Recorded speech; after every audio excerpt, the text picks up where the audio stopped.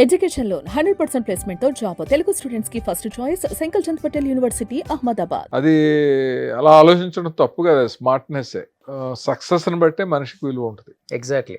ఇప్పుడు సక్సెస్ అన్నారు కాబట్టి సార్, అప్పుడులో హీరోయిన్స్ ఒక సినిమా హిట్ అయిందంటే కంటిన్యూగా అదే హీరోయిన్ పెట్టేవాళ్ళు. అది ఫస్ట్ నుంచి ఉంది అనుకోండి, అది వేరే విషయం.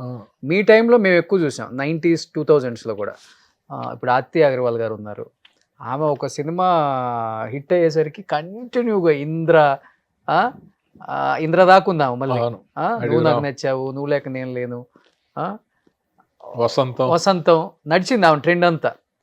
తర్వాత ఇంకొక హీరోయిన్ ఆమె పేరు ఏదో ఉంది, ఆమె కూడా కంటిన్యూ. కానీ ఆదిత్య అగర్వాల్ గారు చూడటానికి కూడా నార్త్ లాగా అనిపించరు. ఆమె మన సౌత్, మన తెలుగు లాగే అనిపిస్తారు. అంత పెద్ద పీక్ కెరీర్ను చూసినామా, ఒక్కసారిగా పతనం అయిపోయిందా, లేకపోతే ఇండస్ట్రీ వల్ల మిస్గైడ్ వల్ల అట్లా అయిపోయిందా, లేకపోతే కొంతమంది పేరెంట్స్ అంటారు, కొంతమంది లవ్ ఫెయిల్యూర్ అంటారు. మీరు ఆమె దగ్గర నుంచి చూశారు కాబట్టి తన మైండ్ సెట్ ఎలా ఉండేది సార్ అసలు ఆ టైంలో? చిన్న ఏజ్లో వచ్చారు కాబట్టి. అంటే ఆ అమ్మాయి అంత మెంటాలిటీ మంచిది, వెరీ స్మార్ట్ ఏం కాదు, కానీ వాళ్ళ ఫాదర్ బాగా లీడ్ చేసేవాడు. ఓకే. సో ఒక స్టేజ్ తర్వాత పెళ్లి చేసాడు అతను. పెళ్లి చేసిన తర్వాత బాడీ షేప్ అవుట్ అయింది. ఆ అమ్మాయికి మళ్ళీ నటించాలని ఉండేది. సో బేట్రియాటిక్ సర్జరీ ఏదో చేయించుకోవాలనే దాంట్లో ఆ అమ్మాయి కొంచెం ఐసీయూలోనే చనిపోయింది. ఓకే. బట్ అంత క్రితం ఏదో తనేయో అనుకుని అన్నీ జరక్క. అంటే ఏమనుకుంది సార్? అంటే కెరీరు ఇలాగే ఉండాలి, ఇలాగ బాగా ప్లాన్ చేసుకోవాలి అని. వాళ్ళ సిస్టర్ కూడా వచ్చింది కదా హీరోయిన్, అతిథి అగర్వాల్, గంగోత్రి. అలా అనుకున్నప్పుడు హీరోయిన్ గా చేసుకునే వాళ్ళు వాళ్ళకాళ్ళు లవ్ చేసి ఇష్టపడి చేసుకుంటే ఓ పద్ధతి, ఇంట్లో వాళ్ళు ఫోర్స్డ్గా పెళ్లి చేసుకుంటే అంత ఏమనలేరు. ఎందుకంటే ఇక్కడ లైఫ్కి అక్కడ లైఫ్కి అసలు సంబంధం ఉండదు కదా. ఏదో అలాంటి పర్సనల్ ప్రాబ్లమ్స్ కూడా ఉన్నాయని అనేవారు. మరి ఈ నువ్వు లేక నేను లేనప్పుడు ఏదో చిన్న గొడవ అయితే తరుణ్కి ఆదిత్య అగర్వాల్కి కూడా ఒకే ట్రైన్లో పంపించారంట మీరు? పంపించడం కాదు, కానీ అదే నిండు గోదావరి కదా ఈ ప్రేమ అనే సాంగ్కి వెళ్తున్నాం. టికెట్ ఇప్పుడు ఒకే కూపేలో నేను, ఆదిత్య అగర్వాల్, తరుణ్ ఉన్నాం. అప్పుడు వీళ్ళిద్దరు ఏదో అలిగి మాట్లాడుకోవట్లేదు. నాకు సాంగ్ అంతా చాలా బాగా రావాలి, వీళ్ళేమో ఫేస్లో ఎక్స్ప్రెషన్ ఎలా ఉంటుందో, అలిగారు అది ఇది అని చెప్పి కొంచెం మాట్లాడి వాళ్ళిద్దరి మధ్యన సయోజి క్రియేట్ చేసి తర్వాత వాళ్ళ ఫ్రెండ్స్ అయ్యేలాగా చేసి తర్వాత సాంగ్ చాలా బాగా చేశారు. అలకలు ఏముంటాయి, చిన్న చిన్న ఈగోలు అంతే అంతే. సో తన మైండ్ సెట్ మామూలుగా అయితే పాజిటివ్గా ఆలోచించేది ఎప్పుడు. మంచి అమ్మాయి, కాంప్లికేషన్ అసలు ఉండేది కాదు. ఓకే. సో తెలుగు కూడా నేర్చుకుందన్నారు తర్వాత? తెలుగు అంటే మా సినిమా అప్పుడు మేమే నేర్పాము. సురేష్ బాబు అమ్మాయికి తెలుగు సరిగ్గా వచ్చేది కాదు, నువ్వు లేక నేను లేనిలో ఆ సీన్లు పట్టుకెళ్ళి కొంచెం ట్రైనింగ్ ఇవ్వమ్మా అనేవాడు ఆయన. ఓకే. సురేష్ గెస్ట్ హౌస్కి వెళ్ళి నేను చెప్పేవాడు డైలాగులన్నీ ప్రాక్టీస్ చేయించి. కానీ సూసైడ్ చేసుకుంది అంటుంటారు సార్ మరి ఆదిత్య అగర్వాల్ యూఎస్లో? సర్జరీ ఫెయిల్ కాదు, సూసైడ్ చేసుకునేది. అది అంత బాంబేలో ఎక్కడో జరిగింది, మనకేం తెలుస్తుంది, అన్ని ఊహలే. ఓకే.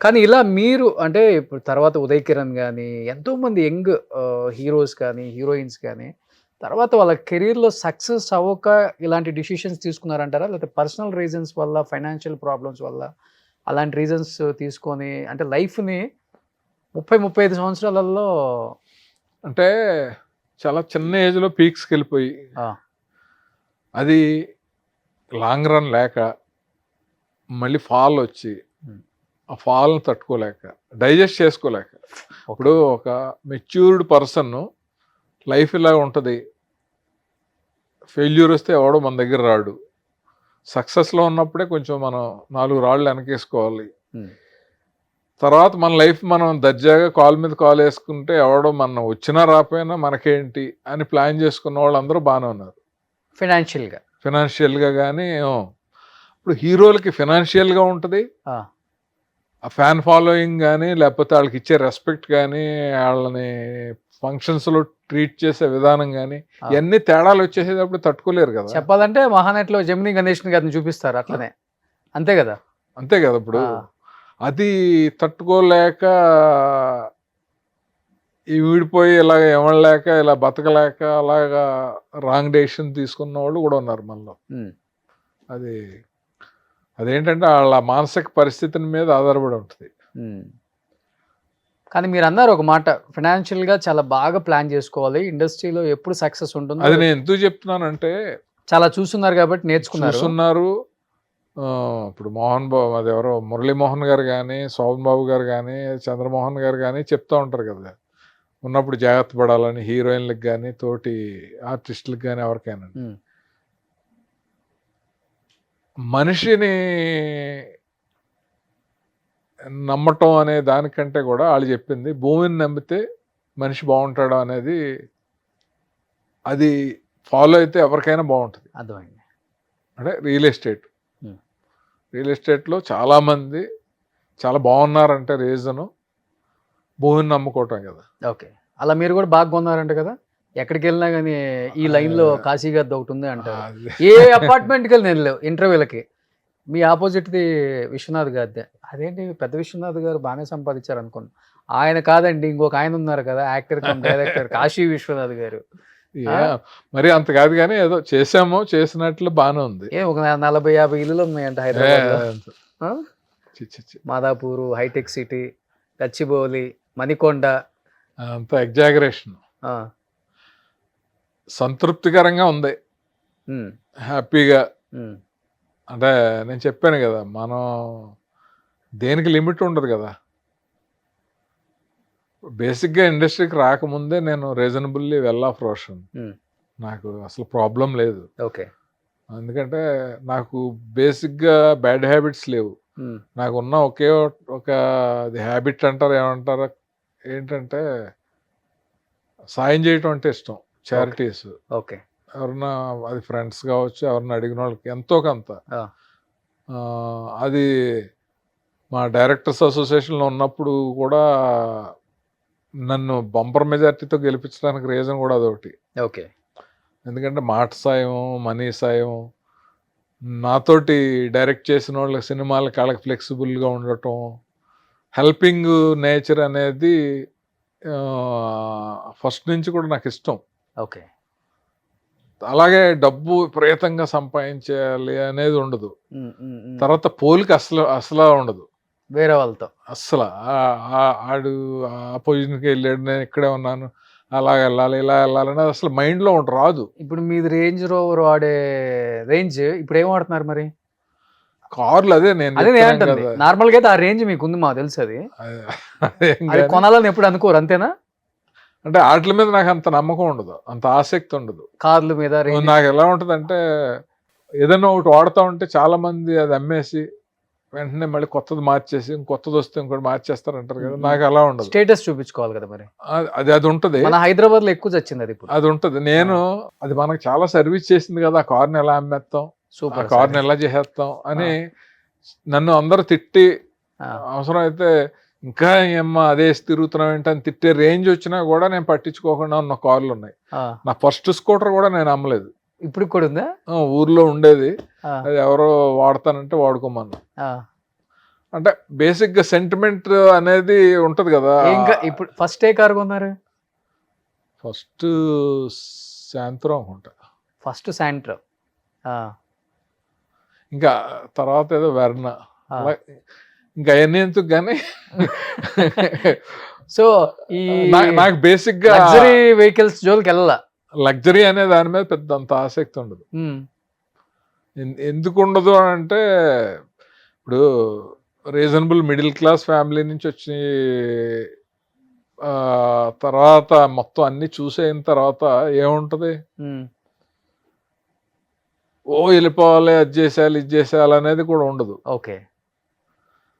హ్యాపీగా ఉండాలి, సంతృప్తిగా ఉండాలి, వీలున్నంతలో సాయం చేయాలి, ప్లెజెంట్గా ఉండాలి. పలానా కాశీ ఎప్పుడు చూసినా ఒకలాగే ఉంటాడు అనేలా ఉండాలి. ఇప్పుడు ఎవరెందుకు, ఉదాహరణకి నువ్వు ఫస్ట్ ఇంటర్వ్యూ మనం ఎక్కడో చేసాం, అప్పటికిప్పటికి నాలో ఏమైనా మార్పు ఉందా? ఏం లేదు. అది కోరుకుంటాను నేను, ఎందుకంటే మనం మనంగా ఉండాలి. ఓకే. మనలో మార్పు అనేది రాకూడదు. అలాగే ఇప్పుడు ఎదటోళ్ళలో ఉందనుకో, మనం ఓహో తనలో అలా ఉందా అని మనం దూరంగా ఉంటాం తప్ప అతను అలా ఉన్నాడు ఏంటి అని బాధపడడం కూడా ఉండదు. ఇప్పుడు మీరు నార్మల్ హీరోలుగా లైఫ్ స్టార్ట్ చేసిన చాలా మందిని హీరోస్ని చూశారు. వాళ్ళ సినిమాలలో కూడా ఒక ఫాదరో బాబాయో అన్నో వేషం వేశారు. ఎన్నో సినిమాలు ప్రభాస్ కావచ్చు, అందరు పెద్ద పెద్ద హీరోలు. ఇప్పుడు వాళ్ళు pan India pan world stars అయ్యారు కదా. ఎలా ఉండేది అప్పటికి ఇప్పటికి వాళ్ళ మధ్య డిఫరెన్స్? ప్రభాస్ అంటే ఏమని చెప్తారు? మిర్చి time, darling time. Only Prabhas గురించి నువ్వు అడిగావు కాబట్టి ఆయన సినిమాలను బట్టి రేంజ్ని బట్టి అసలు మనిషి మారడు. ఆయన చాలా మంచోడు.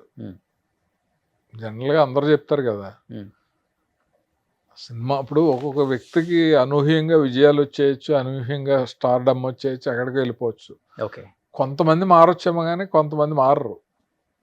ఇప్పుడు తనైతే మారినట్టు నేను ఎక్కడ వినలేదు కూడా.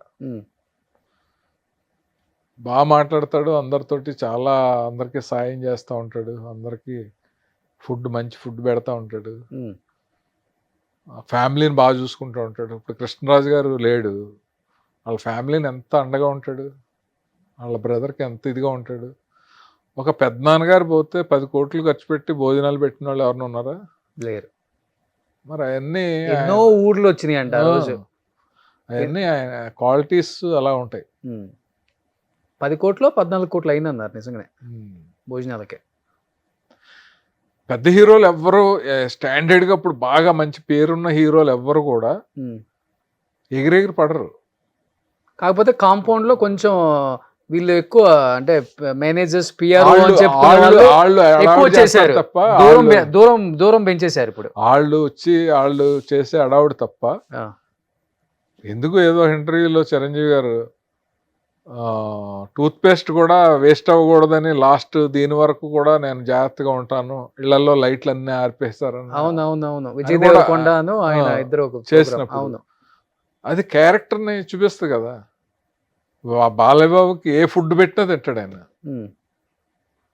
వాళ్ళ జనరేషన్ వరకు బాగుంది సార్. నెక్స్ట్ వచ్చిన జనరేషన్కి ఏంటంటే వాళ్ళు మంచోళ్ళే కాదని చెప్పట్లా, వాళ్ళ చుట్టూ కొంతమంది చేరారు కదా, వాళ్ళు మటుకు ఎప్పుడైనా సరే హీరో కూడా అంత బిల్డప్ ఇయ్యడు సార్. ఇప్పుడు మీరున్నారు, ప్రభాస్ గారినో ఒక జూనియర్ ఎన్టీఆర్ గారినో కలిసే యాక్సెస్ ఉందా మీకు? ఎవరికీ ఉండదు, ఎవరికీ ఉండదు. అది చెప్తున్నా, అదే అంటున్నాను. అది దాన్ని ఏమంటారంటే కోటరీ అంటారు. అది సక్సెస్ వచ్చినప్పుడు ఫామ్ అయిపోద్ది. ఆ కోటరీలో ఉండిపోయి బయట ప్రపంచాన్ని తెలియని వాళ్ళేమో చాలా మిస్ అవుతారు. అవును, తెలుసుకున్న వాళ్ళు చాలా హ్యాపీగా ఉంటారు. సార్ వీళ్ళు సినిమా హీరోలు సార్, ఈ కోటరీ వల్ల పెద్ద పెద్ద కోటలే కూలిపోయినాయి సార్. ఆఫ్టర్ ఆల్ మనమెంత. అవును, అంత పెద్ద పెద్ద రాజకీయ నాయకులే డిపాజిట్లు లేకుండా ఓడిపోయి ఖాళీగా కూర్చోంటున్నారు. రాష్ట్రాలు వెళ్ళిన ముఖ్యమంత్రులు ఎంతమందిని చూడలేదు సార్.